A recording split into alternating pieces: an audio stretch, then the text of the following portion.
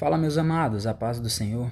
Nesse momento eu gostaria de convidar você, fazendo um convite especial para você estar estudando a palavra de Deus juntamente comigo nesse momento, e que nós possamos nos aprofundar para extrairmos da palavra aquilo que Deus tem para nós, aquilo que Ele quer falar conosco.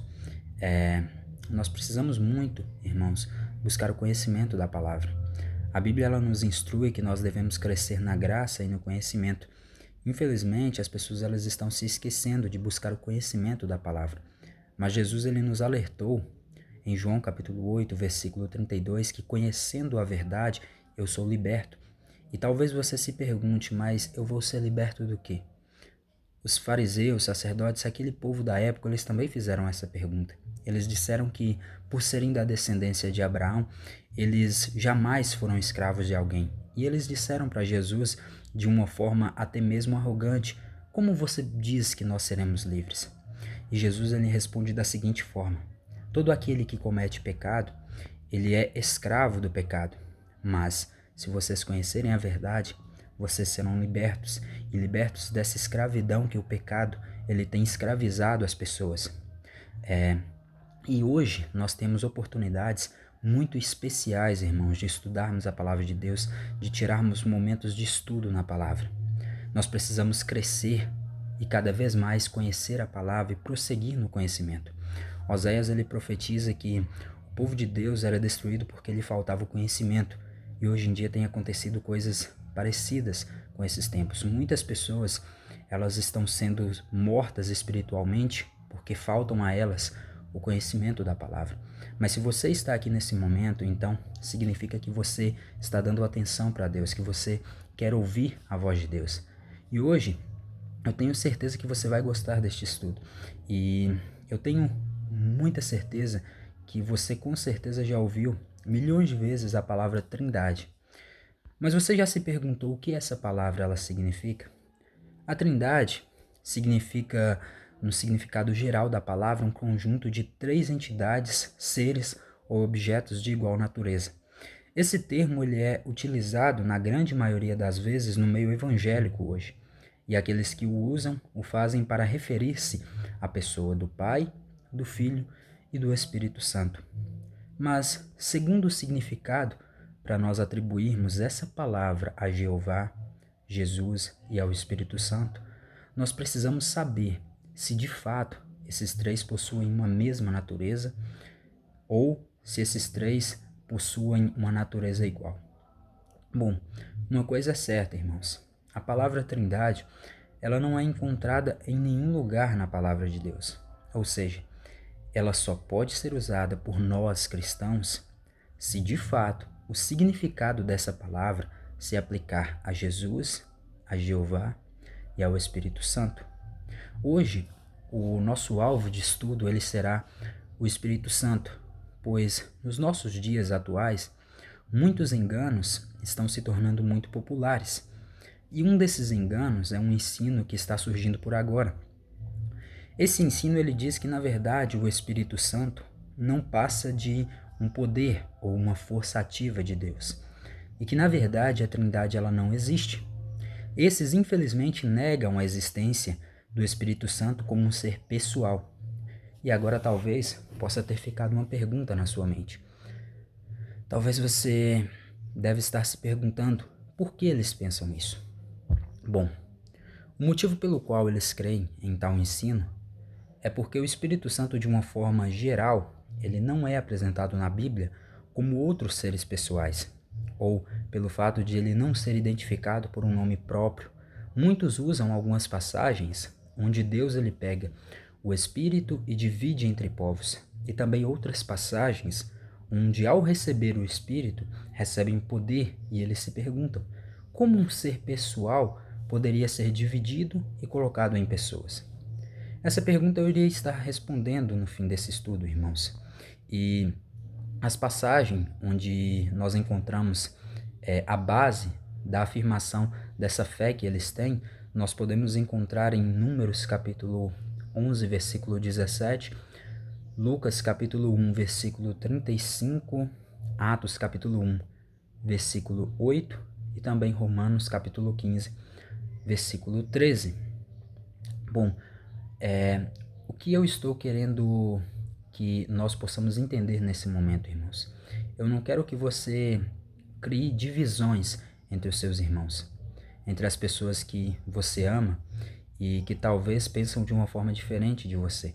Mas uma coisa é certa, a palavra de Deus, ela nos revela que toda a escritura, ela é útil para nos instruir na justiça, para nos ensinar, para nos corrigir, para nos educar, e toda ela é inspirada por Deus. Então nós precisamos permitir que a palavra de Deus ela entre na nossa vida e faça uma transformação em nós. Então nós precisamos ter essa forma de pensar antes de buscarmos as coisas mais profundas. Paulo ele fala na carta aos Romanos, no capítulo 10, algo interessante. Ele, a partir do versículo 1, vai dizer assim a palavra. Ele vai passar a dizer assim: Irmãos, a boa vontade do meu coração e a minha súplica a Deus a favor desses são para que eles sejam salvos, porque eu lhes dou testemunho de que eles têm zelo por Deus, porém não com entendimento. Portanto, eles, desconhecendo a justiça de Deus e procurando estabelecer a sua própria, eles não se sujeitaram a que vem de Deus. Aqui nós vemos uma passagem onde Paulo ele passa a dizer que a súplica dele a favor daquele povo era para que aquele povo fosse salvo.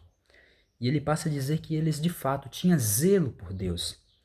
Mas aí ele deixa um detalhe para nós. Ele diz, porém, o zelo que eles têm em Deus não é com entendimento, porque eles, desconhecendo a justiça de Deus, procurando estabelecer a própria deles, eles acabaram não se sujeitando à justiça que vem de Deus. Hoje em dia, infelizmente, muitas pessoas se encontram nessa situação. Elas têm zelo por Deus. Elas até tentam fazer a vontade de Deus com sinceridade, mas infelizmente elas acabam sujeitando-se a uma justiça que na verdade não é a de Deus, a um ensino que na verdade não é o de Deus.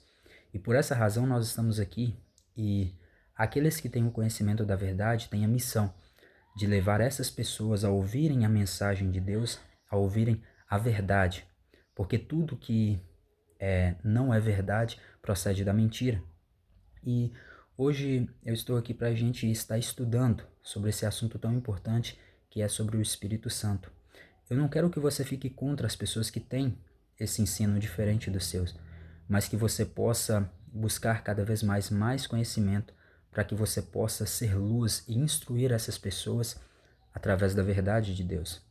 Em outras palavras, essas pessoas, quando elas usam aquelas passagens que mencionei, elas consideram que o Espírito Santo ele é o poder de Jeová, ou seja, a força ativa de Jeová. Em parte, eles acabam tendo razão, pois o Espírito Santo, de fato, ele está a serviço de Jeová, exercendo essa função onde ele distribui esse poder aos povos. Mas o fato dele ser um distribuidor do poder de Deus não significa que ele não exista como um ser pessoal. Irmãos, uma coisa é fato. O personagem que é o destaque principal de toda a palavra de Deus é Jesus.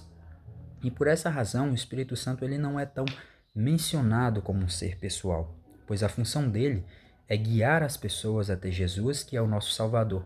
Eu diria que o Espírito Santo ele é como se fosse o Deus dos bastidores. Posteriormente, vai ter um estudo sobre esse tema, um estudo bem profundo que eu estava vendo na internet, e breve vai estar saindo esse estudo. Mas ele é aquele que direciona a adoração para o Deus verdadeiro. Ele é aquele que trabalha, digamos que nos bastidores. Então o Espírito Santo, ele direciona todo o foco principal para Jesus, que é o nosso Salvador. Mas por outro lado, se eu disser que ele é um simples poder de Deus, eu estou cometendo um grande erro, pois o Espírito Santo, ele é apresentado na Bíblia com diversas características, e essas características nós iremos poder identificar agora e perceber que todas essas virtudes são de natureza humana e pessoal. Por exemplo, lá no relato da criação, no Gênesis, quando a palavra de Deus nos revela que Deus ele vai criar o homem, a Bíblia ela diz que Deus diz que o homem seria feito conforme a sua imagem e semelhança. E então o homem ele foi criado. Ele era semelhante a Deus no aspecto de que ele era eterno, assim como Deus também o era. E ele era a imagem de Deus porque ele expressava uma aparência física similar à de Deus. Da mesma forma, o ser humano ele traz em si mesmo algumas características de Deus, que eu posso estar citando algumas, que é o amor, o perdão, o sentimento de compaixão e algumas outras. Então, nós temos alguns sentimentos, algumas formas de pensar que nos diferenciam de um ser que nós podemos identificar como um ser impessoal. Por exemplo, eu posso citar para você um celular. Ele é um aparelho artificial, não tem sentimento, não tem pensamentos, ele não tem um caráter que o define como um ser pessoal, ele é simplesmente um objeto. E a palavra de Deus ela nos revela acerca do Espírito Santo que ele tem diversas características, e essas características nós vamos estar identificando aqui agora, e nós vamos perceber que essas características não são de um ser inanimado ou um ser impessoal, mas sim que essas características são de uma pessoa real, que existe em sua forma real. E nós vamos estar vendo no Evangelho de João, capítulo 14, versículo 16 e 17, e também no Evangelho de João, capítulo 16, verso 7, que o Espírito Santo, ele é o nosso consolador. E a palavra consolador, ela significa, no dicionário português, alguém que consola, que dá conforto ou que anima outra pessoa. Aqui nós entendemos que o Espírito Santo, ele nos anima, nos conforta e nos consola. Isso é uma característica de um ser pessoal, irmãos. E mais ainda, quando nós vamos para a carta de Paulo aos Romanos, no capítulo 8, verso 26, nós vemos ali que ele intercede por nós. E quando nós pesquisamos o significado de interceder, nós vemos que significa intervir a favor de alguém, ou pedir algo, ou suplicar. Aqui nós vemos outro item que identifica o Espírito Santo como sendo um ser pessoal e não como um simples poder de Deus. Outra coisa também, irmãos, é que o Espírito Santo, ele nos guia. Guiar significa acompanhar, orientar ou conduzir. E ele também pode falar, como nós vemos em João capítulo 16, versículo 13, quando a palavra diz que quando ele viesse, ele iria nos guiar a toda a verdade. E posteriormente a gente vê a palavra dizer assim, porque ele não iria falar por ele mesmo, mas ele iria anunciar as coisas que ainda iriam vir. Falar no significado geral da palavra, irmãos, no significado da língua portuguesa, significa exprimir algo por meio de palavras, conversar ou contar alguma coisa. E nessa mesma passagem nós vemos outro ponto que identifica o Espírito Santo como sendo um ser que é uma pessoa e não simplesmente um poder. Quando a palavra diz que ele dirá o que tiver ouvido e anunciará as coisas que ainda irão vir. Ou seja, aqui nós vemos também dizer que ele ouve. Ouvir significa perceber um som ou uma palavra pelo sentido da audição, ou seja, escutar. E falar, ouvir, nós sabemos que não são características de algo inanimado. Imagine uma cadeira, ela não pode falar, pensar, ela não pode ouvir, porque ela não é um ser pessoal, ela é simplesmente um objeto. Um poder, ele não poderia falar, nem ouvir ou consolar alguém, e nem mesmo interceder por alguém. Mas não para por aqui, irmãos.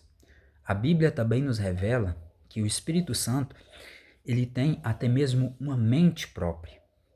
Nós vemos isso na carta de Paulo aos Romanos, no capítulo 8, versículo 27, onde a palavra diz que aquele que sonda os corações sabe qual é a mente do Espírito, e ainda diz que é segundo a vontade de Deus que ele intercede pelos santos. Como que um poder poderia ter pensamentos? E mais, nós vemos também que o Espírito Santo ele tem sentimentos. onde nós encontramos em Efésios capítulo 4, versículo 30, onde diz assim: "E não entristeçais o Espírito de nosso Deus, no qual vocês foram selados para o dia da redenção." Um poder ou uma força ativa poderia se entristecer? Claro que não. Nós sabemos que ficar triste é um sentimento pessoal de um ser pessoal. E nós vemos algo mais interessante quando a Bíblia nos revela, no Evangelho de Mateus, capítulo de número 12, verso 31 e 32, que a blasfêmia, até mesmo contra o Filho, ou seja, Jesus, seria perdoada. Mas ali diz algo interessante: "Mas a blasfêmia contra o Espírito Santo não será perdoada, nem neste século, nem nos séculos futuros." E você sabe o que significa blasfêmia, irmãos? No significado geral, significa que foi proferida uma palavra, expressão ou uma afirmação que insulta ou ofende alguém que é considerado digno de respeito ou digno de reverência. Ou seja, se você expressa alguma palavra ou alguma afirmação que ofende ou insulta alguém que é digno de respeito, você está blasfemando contra esse alguém. Agora você pode se perguntar para si mesmo: como você vai insultar ou ofender um poder ou uma força ativa? Só é possível você blasfemar contra um ser que é pessoal, ou seja, só é possível você blasfemar contra uma pessoa. E mais ainda, nós vemos também que em Mateus capítulo 28, versículo 19, a recomendação que Jesus ele dá para os seus discípulos é para que eles possam ir a todo mundo, fazer discípulos e batizá-los em nome do Pai, que é Jeová, em nome do Filho, que é Jesus Cristo, e por fim, diz, em nome do Espírito Santo. Agora a pergunta é: se para essas pessoas o Espírito Santo é a força de Jeová, ou o poder de Jeová, então qual a necessidade de mencionar o Espírito Santo? Nessa passagem, se já havia mencionado o Pai Jeová. No caso, teria que ser um batismo em nome de Jeová e de Jesus somente, pois por que razão você iria batizar alguém em nome do poder de Jeová, se você já está usando o nome de Jeová nessa passagem? Essa passagem ela só faz sentido se o Espírito Santo de fato for uma pessoa. E também, pensando como eles pensam, Romanos capítulo 15, versículo 13, também teria uma incoerência absurda, porque ali nós vemos Paulo lhe dizer assim: "E o Deus da esperança vos encha de todo gozo e paz no vosso crer, para que vocês sejam ricos de esperança no poder do Espírito Santo." Aqui nessa passagem nós vemos Paulo dizer que nós devemos ser ricos de esperança no poder do Espírito Santo. E se o Espírito Santo ele for um poder de Deus, aqui nós vemos outra incoerência, pois está dizendo no poder do Espírito Santo. E se o Espírito Santo ele tem poder, então isso significa que ele não é um poder ou uma simples força ativa. O Espírito Santo, irmãos, ele é real. Ele não é um poder ou uma força ativa. Nós vemos que em algumas passagens o Espírito Santo é descrito como um ser impessoal de fato, ou como um ser inanimado, mas também isso não passa de uma figura de linguagem, pois até mesmo o próprio Jeová nós encontramos em Deuteronômio capítulo 4, versículo 24, que ele é chamado de fogo consumidor. Mas nós sabemos que ele não é literalmente fogo. Então, essas passagens que apresentam o Espírito Santo como um ser impessoal, elas são simplesmente ilustrações de Deus para que figuradamente Deus ele possa nos ensinar a grandiosidade do Espírito Santo. Tinha alguém me chamando, irmãos, eu tive que pausar o vídeo. Mas como eu estava dizendo, Deus ele faz essas ilustrações do Espírito Santo, digamos que de uma forma ilustrativa, para nos ensinar a grandiosidade dele. E agora eu irei responder com base na Bíblia uma pergunta que muitos deles fazem.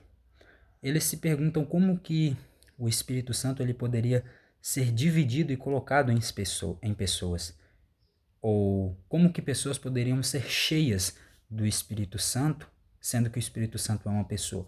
Eles perguntam isso, como você encheria uma pessoa de outra pessoa? E para eles isso não faz sentido. Mas nós vemos algo muito interessante e nós estaremos assim meditando nessa passagem agora. E é uma dádiva maravilhosa, irmãos, ter o Espírito Santo em nós. Salmos capítulo 139, versículo 7 a 12, diz assim: Para onde eu poderia me ausentar do teu Espírito?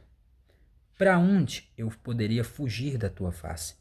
Se eu subir aos céus, lá estás. Se eu faço a minha cama no mais profundo abismo, lá estás também. Se eu tomo as asas da alvorada e me detenho nos confins dos mares, ainda lá me haverá de guiar a tua mão, e a tua destra me susterá. Aqui nós vemos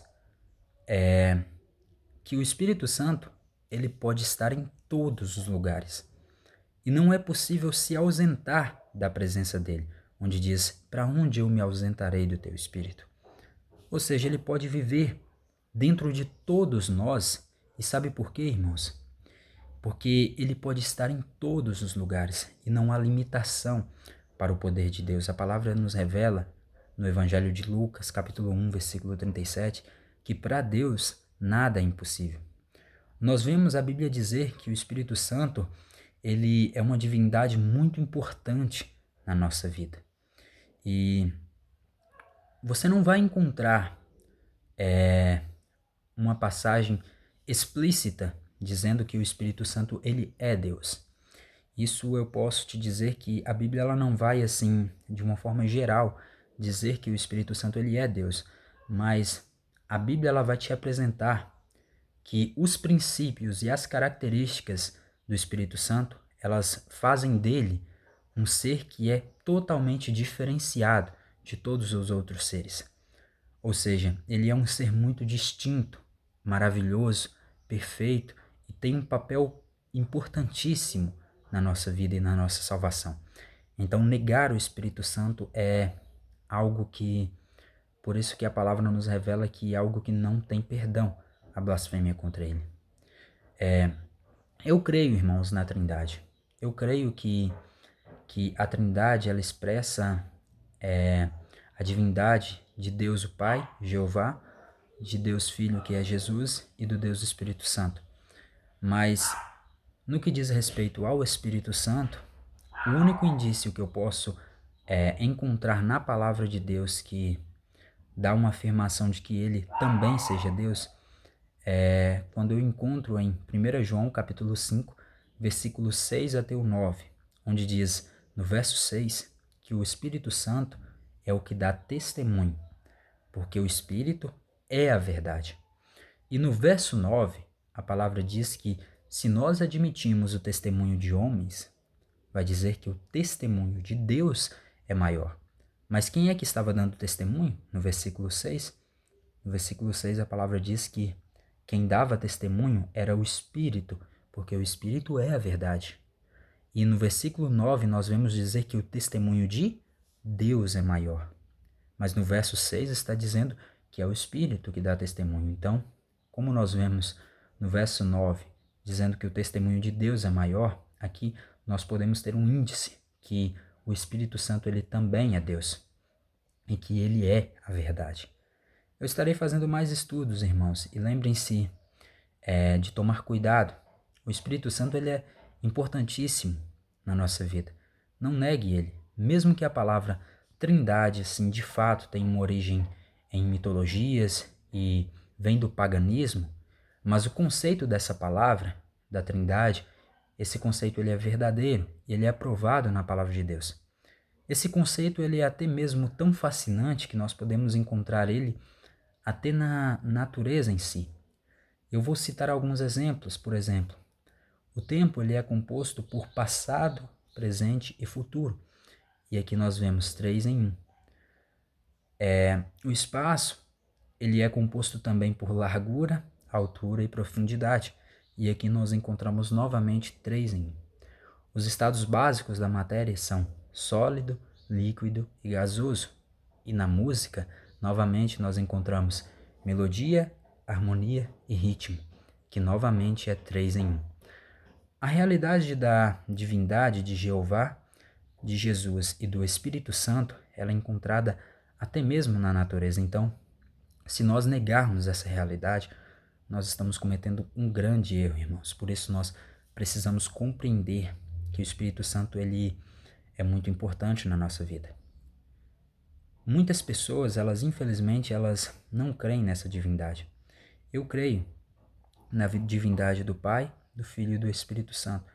E mesmo que o Espírito Santo ele seja aquele Deus que trabalha nos bastidores, fazendo com que as pessoas vão até Jesus, pois ele é o nosso guia, que nos guia até a verdade, e nós nos encontrando com Jesus, que na verdade ele é a própria verdade, onde ele declara que ele era o caminho, a verdade e a vida.